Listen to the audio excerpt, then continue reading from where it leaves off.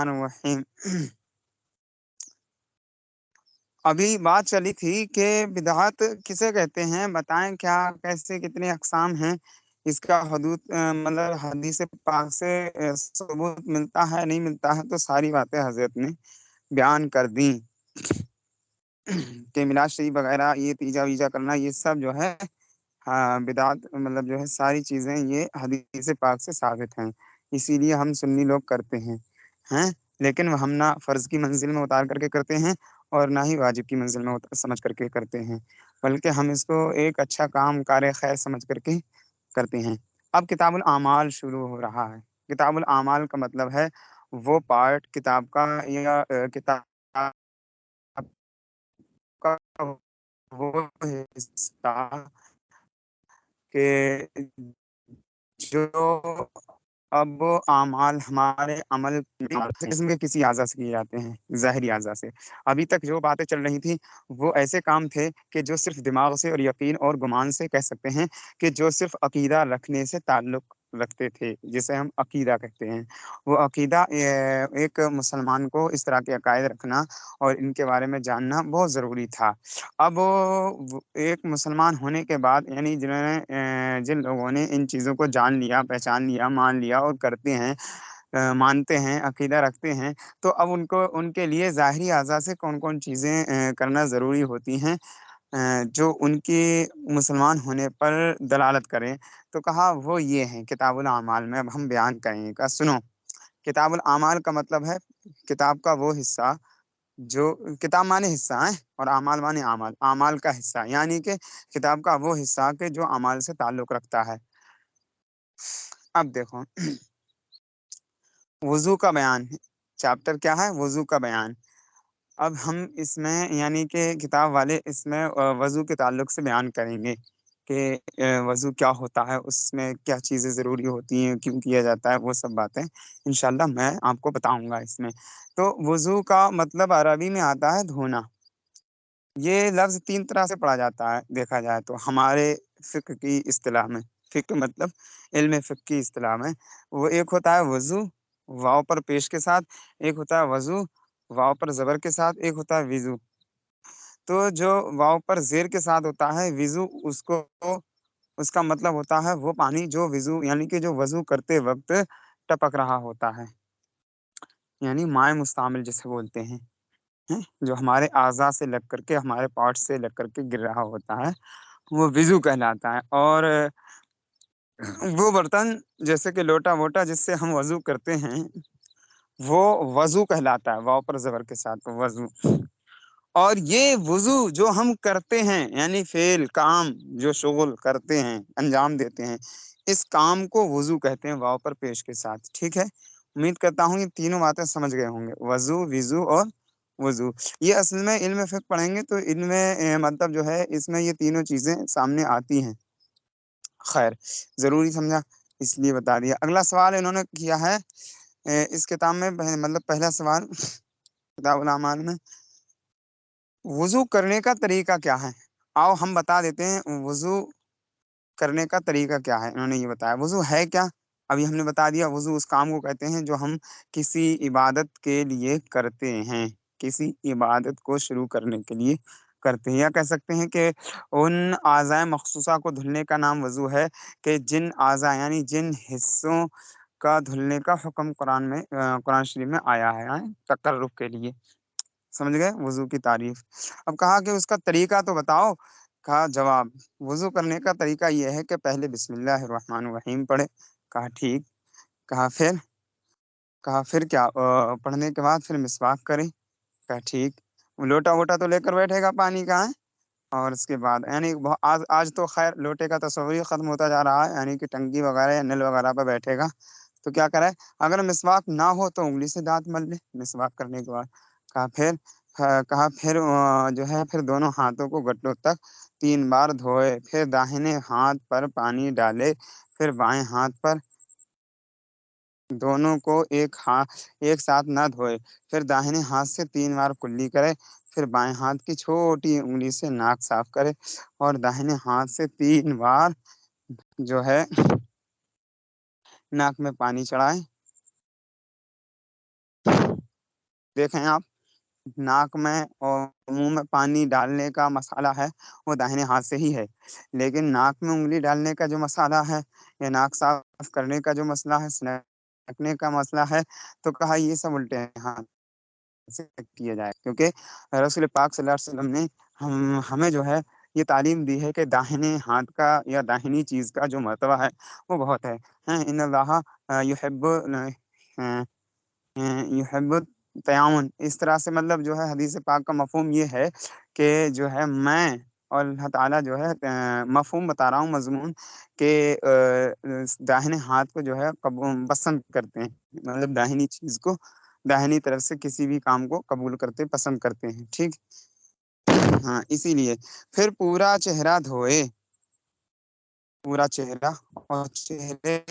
का हिस्सा कहाँ से कहाँ तक माना जाता है? कहा सुनो, हम बता रहे हैं। पेशानी पर जो बाल उगते हैं ना, तो पेशानी पर जहाँ से बाल उगना शुरू होते हैं, आखिरी हद वहाँ तक होती है। कहा जिसकी पेशानी में बाल ही ना हो, फिर आधे सर तक बाल ना हो, तो कहा आम तौर से जो पेशानी मानी जाती है बस वहाँ तक, आम तौर से जो पेशानी मानी, जैसे एक नॉर्मल इंसान की जिसके बाल झड़ नहीं रहे हों और जिसके नॉर्मल, तो उसकी पेशानी जहाँ तक होगी, चाहे वो 4 उँगल का हिस्सा हो या फिर 3 का, या चाहे आम तौर से 4 या 5 ही उँगल का होता है, मतलब जो है, और बाकी तो आप लोग वाकिफ़ हैं इस चीज़ से, मुशाहदा करते हैं। कहा पेशानी पर बाल उगने की जगह से थोड़ी के नीचे तक, ये लंबाई में चेहरे का हिस्सा माना जाता है शरअ में। थोड़ी के नीचे तक का जिसकी दाढ़ी हो, कहा हाँ, वो दाढ़ी के ज़ाहिरी हिस्से तक, ज़ाहिरी हिस्सा जो भी दिख रहा है। कहा अच्छा, और एक कान की लौ से दूसरे कान की लौ तक। लौ मतलब जिसमें बालियाँ पहनती हैं औरतें, वो लौ कहलाती है।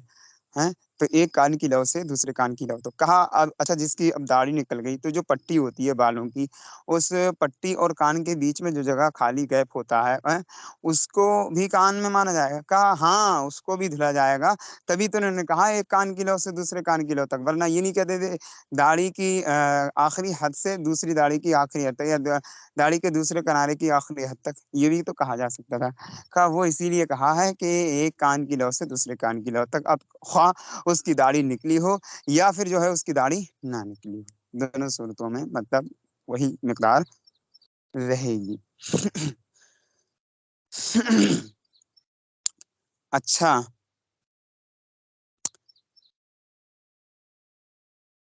कह रहा है हर हिस्सा पर 3 मर्तबा पानी बहाए, उसके बाद दोनों हाथ कोहनियों समेत 3 बार धोए, उन उँगलियों की तरफ से कोहनियों के ऊपर तक पानी डाले, कोहनियों की तरफ से ना डाले।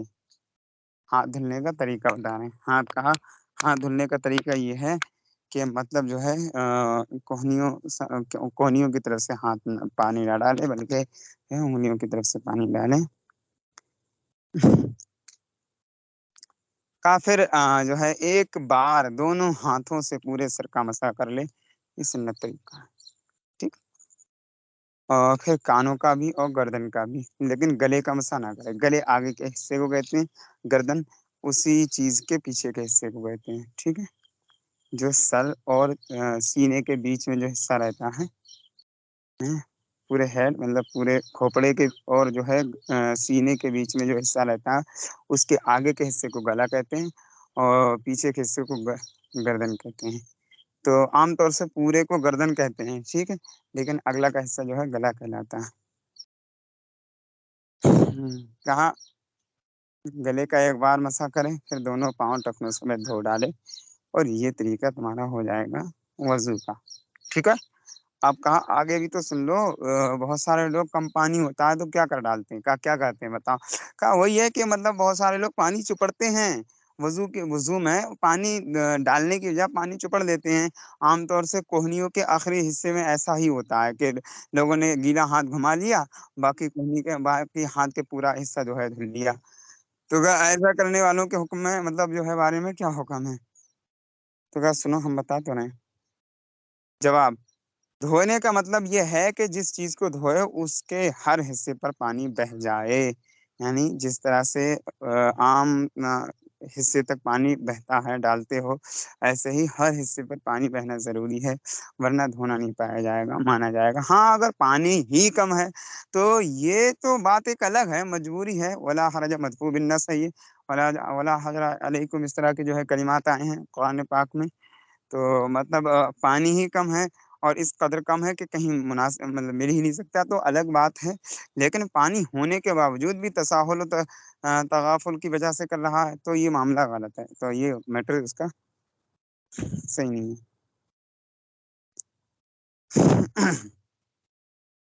کہا سوال، اگر کچھ حصہ بھیگ جائے مگر اس پر پانی نہیں بہا تو وضو ہوگا یا نہیں، جیسا کہ ابھی میں نے بتایا تھا۔ جواب، اس طرح وضو ہرگز نہ ہوگا، بھیگنے کے ساتھ ہر حصہ پر پانی بہ جانا ضروری ہے۔ اچھا، سوال، وضو میں کتنی چیزیں فرض ہیں بتاؤ۔ جواب، وضو میں 4 چیزیں فرض ہیں۔ اول، منہ دھونا، یعنی بال نکلنے کی جگہ سے تھوڑی کے نیچے تک، اور ایک کان کی لو سے دوسرے کان کی۔ فرض کا مطلب بتا دوں میں آپ کو۔ فرض یعنی وضو میں کتنی چیزیں فرض ہیں۔ فرض کا مطلب یہ ہے وہ چیز جو مطلب جو ہے اس چیز کے لیے ضروری ہو، جیسے کہ مثال کے طور پر میں نے آپ کو پہلے ہی بتایا ہوگا کہ فرض بلڈنگ کے لیے فرض کیا ہے، وہ میٹیریل ہے جو بلڈنگ میں لگتا ہے، یا کہہ سکتے ہیں عمارت کے لیے پلر یا جو ہے دیواریں فرض ہیں۔ فرض ہیں کا مطلب اگر ان میں سے کوئی نہیں ہوا، یعنی پلر وغیرہ یا دیواریں بھی نہیں ہوئی تو کیا ہے، وہ عمارت مانی ہی نہیں جائے گی۔ آپ زمین پہ تو چھت ڈال نہیں سکتے ہو، اور ڈال بھی لی تو پھر وہ عمارت کس بات کی ہے۔ تو کہا جس طرح سے یہ چیزیں فرض ہوتی ہیں عمارت کے لیے، ایسے ہی جو ہے وضو کے لیے بھی کچھ باتیں فرض ہیں، تو ان میں سے ایک چیز بھی نہ ہوئی تو پھر وہ پورا وجود ہی اس کا ختم ہو جائے گا۔ تو وضو کے لیے جو چیزیں ضروری ہیں وہ سنو۔ ہاں، وضو کے لیے ضروری ہیں 4 چیزیں۔ ایک یہ کہ منہ دھلنا، کسی نے اگر پورا وضو بنا لیا، مطلب پورا وضو کر لیا، اس کے بعد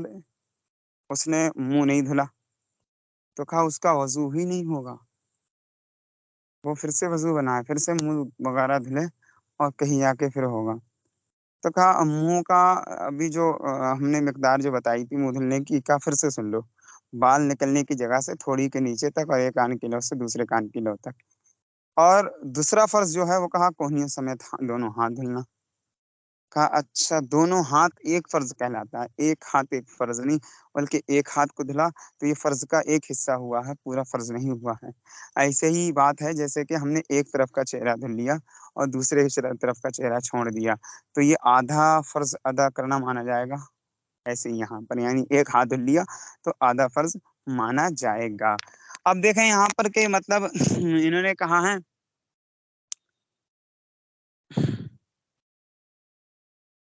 کونیوں سمیت دونوں ہاتھ دھلنا، اور تیسرا فرض ہے چوتھائی سر کا مسح کرنا، یعنی کہ چوتھائی سر کا مسح کرنا، اس کا مطلب یہ ہے کہ اگر کسی نے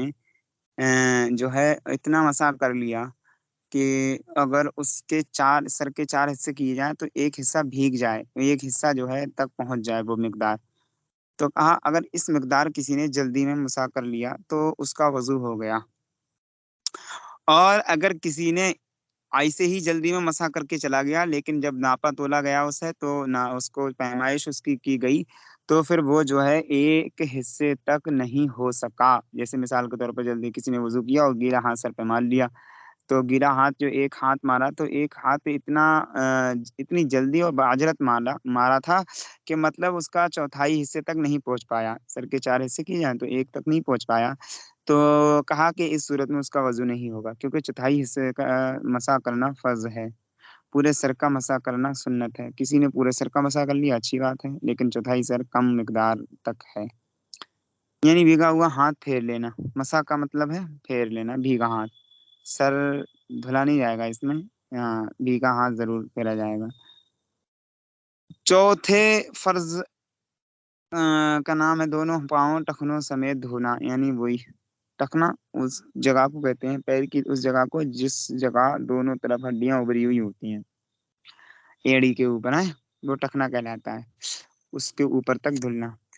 کہا وضو کی سنتیں بتاؤ، سوال جو کیا ہے، سوال وضو میں کتنی سنتیں ہیں، جواب وضو میں سنتیں 16 ہیں، 16 ہیں کا مطلب یعنی عام طور سے 16 سنتیں ہیں یہ شمار کر پایا، ورنہ وضو میں بہت ساری سنتیں ہیں۔ پہلی سنت کیا ہے؟ نیت کرنا، ٹھیک، بسم اللہ الرحمن الرحیم، اس سے شروع کرنا، اچھا ٹھیک، دونوں ہاتھوں کو گٹوں تک 3 بار دھلنا، اچھا، دونوں ہاتھوں کو گٹوں تک دھلنا ہے، اچھا، اور کہہ رہا ہے کہ دونوں ہاتھوں کو گٹوں تک 3 بار دھلنا، مسواک کرنا، داہنے ہاتھ سے 3 کلیاں کرنا، اور کہہ رہے ہیں دائیں ہاتھ سے 3 بار ناک میں پانی چڑھانا اور ناک صاف کرنا، داڑھی کا خلال کرنا، ہاتھ پاؤں کی انگلیوں کا خلال کرنا، ہر عضو کو 3 3 بار دھلنا، پورے سر کا 1 بار مسح کرنا، کانوں کا مسح کرنا، ترتیب سے وضو کرنا، ترتیب مطلب ترتیب سے وضو کرنے کا مطلب ہے کہ منہ دھلنے کے بعد عام طور سے جو کیا جاتا ہے جیسے کہ ہاتھ دھلے جاتے ہیں تو ہاتھ ہی دھلے ہیں، اور اگر کسی نے وضو کرنے ہاتھ منہ دھلنے کے بعد ہاتھ نہیں پیر دھل لیے اور ہاتھ بعد میں دھل لیے تو کہا یہ وضو ہو جائے گا لیکن بے ترتیب وضو ہوگا، ٹھیک ہے۔ ہمارے امام اعظم کے نزدیک ترتیب سے وضو کرنا سنت ہے، لیکن امام شافعی کہتے ہیں نہیں بھائی، ترتیب سے وضو کرنا فرض ہے، کیونکہ اگر ترتیب ختم کر دی تو پھر وضو کس نام یہ کس چیز کا نام رہ جائے گا؟ وضو کہتے ہی اس چیز کو ہیں کہ جس میں یا پھر کوئی بھی کام اس وقت جو ہے اس کو اس کے نام سے یاد کر سکتے ہیں جب اس کو ایک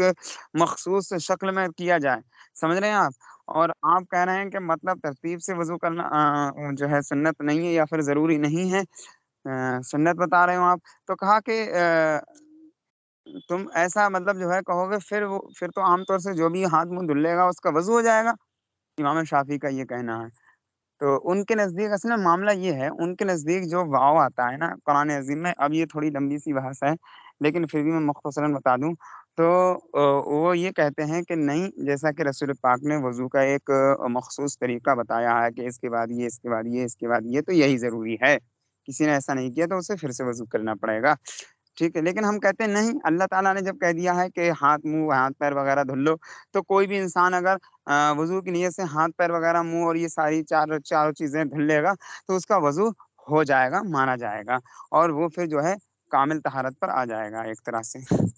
یہ امام اعظم کا موقف ہے، اسی لیے جو ہے ترتیب سے وضو کرنا سنت ہے اور کرنا چاہیے، ٹھیک ہے، پے در پہ وضو کرنا۔ اچھا، اگلی سنت انہوں نے کیا بتایا؟ داڑھی کے جو بال منہ کے دائرے کے نیچے ہیں ان کا مسح کرنا، منہ کے دائرے کے جو نیچے ہیں داڑھی کے بال ہے نا، کہ جو داڑھی کے بال حصے سے لٹک جاتے ہیں، عام طور سے داڑھی سے نیچے لٹک جاتے ہیں نیچے کو، تو کہا ان کا مسح کرنا یہ بھی سنت ہے۔ بہت سارے لوگ جو ہے جن کی داڑھی بھری ہوئی ہوتی ہے وہ سامنے سامنے کا دھل لیتے ہیں بس، اور سامنے سامنے کی داڑھی تک جو ہے پہنچ جاتا ہے پانی، بس کر نہیں، جیسے کہ یہ نیچے تک پانی ان کا بھی پہنچ جائے تو اور اچھی بات ہے، پھر نیچے سے خلال کر لے اور اچھی بات ہے، یہ تو اور سونے پر سہاگا، مطلب یہ ہے سنت ہی سنت ہے، مالا مال ہے وہ۔ آگے دیکھو کہا ان کا مسح کرنا بھی سنت ہے، جو بھی میں نے بتایا، کہہ رہے کہ اعضا کو پے در پہ دھلنا، ہر مکروہ بات سے بچنا، اعضا کو پے در پہ دھلنے کا مطلب یہ ہے کہ ایک کے بعد دوسرے اعضا کو دھلنا اور دوسرے کے بعد تیسرے اعضا کو دھلنا، ایسا نہیں ہے کہ مطلب ایک اعضا دھل لیا اب باتیں کرنے لگا، یا پھر جو ہے کچھ اور کام کرنے چلا گیا، باتیں کرنے لگا، کسی سے کال پر بات کرنے لگا، کہا نہیں، جب وضو بنا رہا ہے تو وضو بنانا پہلے، اس کے بعد کہیں بات کر کچھ کر، اب تجھے یہی نہیں پتا ہے کہ مطلب وضو بنا رہا ہے اور ادھر ادھر بات کرنے لگا، وہ اعضا سوکھ گیا، مطلب ہاتھ تک پہنچ گیا تو دھلنے تک، ہاتھ دھلنے کے بعد اب مسا اور سر وہ رہ گیا تھا پیر دھلنا، تو کہا اب وہ کسی اور کام میں لگ گیا، اس طرح سے کسی اور کام میں لگ گیا ہے تو پھر جو ہے یہ پھر بے ترتیب دھلنا ہوا، یہ نہیں ہونا چاہیے، سمجھ رہے؟ اور مکروہ بات سے بچنا، ہر مکروہ بات سے بچے گا تو بات بنے گی، اور اگر مکروہ بات سے نہیں بچے گا تو پھر جو ہے یہ سنت چھوٹ جائے گی۔ سوال، وضو میں کتنی باتیں مکروہ ہیں بتائیں؟ وضو میں 21 باتیں مکروہ ہیں، عورت کے 21 باتیں مکروہ ہیں کا مطلب یہ عام طور سے اتنی باتیں مکروہ دیکھی گئی ہیں، اس کے علاوہ بھی بہت ساری باتیں مکروہ ہیں، ٹھیک ہے۔ وضو میں 21 باتیں مکروہ ہیں، عورت کے غسل یا وضو کے بچے ہوئے پانی سے وضو کرنا، یعنی کوئی اگر عورت کے غسل یا وضو کے بچے ہوئے پانی سے وضو کرے گا تو پھر جو ہے وہ مکروہ ہو جائے گا، مطلب جیسے کہ اب کوئی وضو کر کے پانی چھوڑ کے چلا گیا، تو اب اگر اسی چھوٹے ہوئے پانی سے مطلب لوٹے میں یا بالٹی میں یا کسی اور چیز میں تو اس سے ہی وضو کر رہا ہے، تو کہا یہ وضو کرنا اس کا جو ہے مکروہ ہے، ٹھیک ہے، اس پانی سے، بلکہ وہ پانی چھوڑ دے، کیونکہ اس سے جو ہے استعمال کیا، اس سے اس میں سے پانی کو استعمال کیا گیا عورت کے لیے، ٹھیک۔ اچھا آگے کہا وضو کے لیے کوئی نجس جگہ بیٹھنا، یعنی کہ کوئی ناپاک جگہ بیٹھ گیا، نجس مطلب ناپاک، ناپاک جگہ بیٹھ گیا اب وضو کر رہا ہے، تو اس صورت میں جو ہے وضو کرنا ٹھیک نہیں ہے، ٹھیک ہے۔ اور دوسری بات یہ ہے کہ نجس جگہ وضو کا پانی گرانا، نجس جگہ پانی گرانے کا مطلب یہ ہے کہ ایسا ایسی جگہ بیٹھا ہوا ہے کہ جہاں پر پانی جمع ہو کر کے ایسی جگہ گر رہا ہے جو ناپاک جگہ پر ہے، جیسے عام طور سے دیکھا یہ گیا ہے کہ مطلب جو ہے بہت سارے لوگ ایسی جگہ وضو بناتے ہیں کہ اس کا پانی جو ہے مائع مستعمل جو ہوتا ہے وضو کا، وہ ناپاک جگہ گرتا ہے نا، یعنی جہاں ہماری ٹوائلٹ باتھ روم وہ پانی وغیرہ گرتا ہے ٹوائلٹ کا، وہیں جو ہے وضو کا پانی گر رہا ہوتا ہے، تو مطلب جہاں تک ممکن ہو، دیکھو جو ممکن نہیں ہے تو پھر وہ تو حرج ہے، اور حرج جو ہے شرع میں مدفوع بالنص ہے، تو کہا جو جہاں تک ممکن ہو وہاں تک ایسا کیا جائے کہ مطلب اس سے بچا جائے، ٹھیک ہے، اس چیز سے بچا جائے کہ مطلب جو ہے ان جو چیزیں شمار کی جا رہی ہیں ان سے گریز کر سکیں۔ اچھا آگے کہا کہ مسجد کے اندر وضو کرنا، کوئی جو ہے مسجد کے اندر ہی وضو کرنے لگا، مسجد کے اندر وضو کرنے کا میٹر یہ ہے کہ داخل مسجد میں وضو کر رہا ہے، داخل مسجد جہاں پر نماز وغیرہ عام طور سے پڑھی جاتی ہے، ہاں اگر ایسی جگہ مسجد میں کر رہا ہے کہ جہاں وضو کیا ہی جاتا ہے، جیسے کہ وضو خانہ وغیرہ ہوتا ہے یا پھر خارج مسجد ہے، تو کہا ان سب صورتوں میں وضو ہو جائے گا اور ٹھیک ہے، لیکن اگر مسجد کے اندر کر رہا ہے، جیسے کہ پہلے جو ہے فرش نہیں ہوا کرتے تھے، جو پہلے فرش نہیں ہوا کرتے تھے تو لوگ جو ہے کہیں بھی مٹی میں بیٹھ جاتے تھے، کہا نہیں ایسا نہیں کرنا ہے بھائی،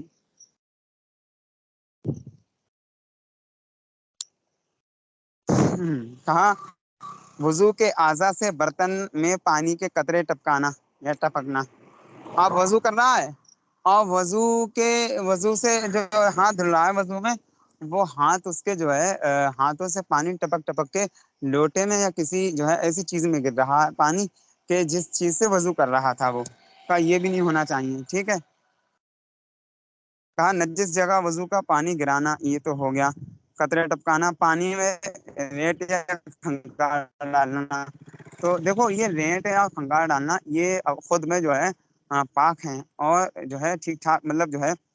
پاک ہیں، لیکن طبیعت ہی ناپسند کرتی ہے ان کو، تو ایسا کوئی کرتا نہیں ہے، پھر بھی اگر کسی نے ایسا کر لیا کہ اس میں ڈال ڈال کے جو ہے وضو بنا رہا ہے، تو مطلب جو ہے کیسا پھر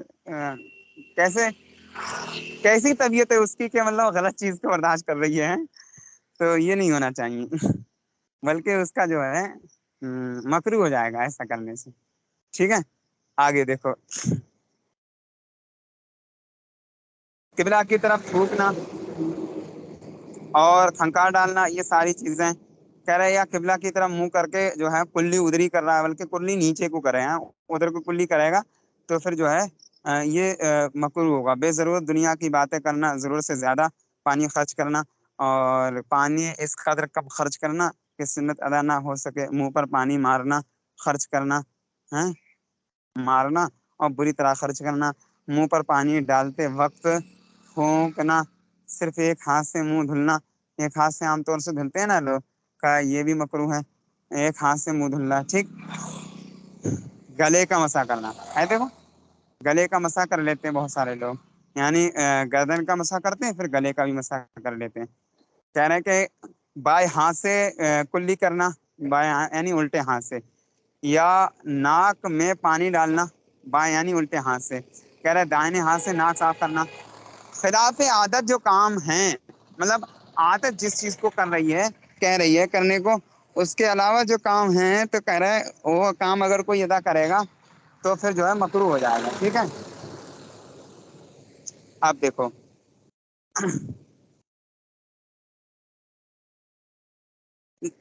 اپنے لیے کوئی لوٹا وغیرہ مخصوص کر لینا، یا کوئی ٹنکی اپنے لیے مخصوص کر لینا کہ یہیں پر وضو کرے گا، تو اس میں بھی مکروہ و کراہت ہے۔ 3 نئے پانیوں سے 3 بار سر کا مسح کرنا، اور جس کپڑے سے استنجا کا پانی خشک کیا ہو اس سے اعضائے وضو پہنچنا، دھوپ کے گرم پانی سے وضو کرنا، کسی سنت کو چھوڑ دینا۔ دھوپ میں پانی رکھ دیا، گرم ہو مطلب جو ہے کر لیا، اس سے اب وضو کر رہا ہے۔ عام طور سے یہ ہوتا ہے کہ ٹینک سب سے اوپر ہوتے ہیں، تو اب جب ٹینک سب سے اوپر ہوتے ہیں تو وہ گرم ہو جاتا ہے پانی، ظاہر سی بات ہے دھوپ میں، تو کہا اس دھوپ کے گرم پانی سے وضو کرنا ٹھیک ہوگا یا نہیں، بتائیں؟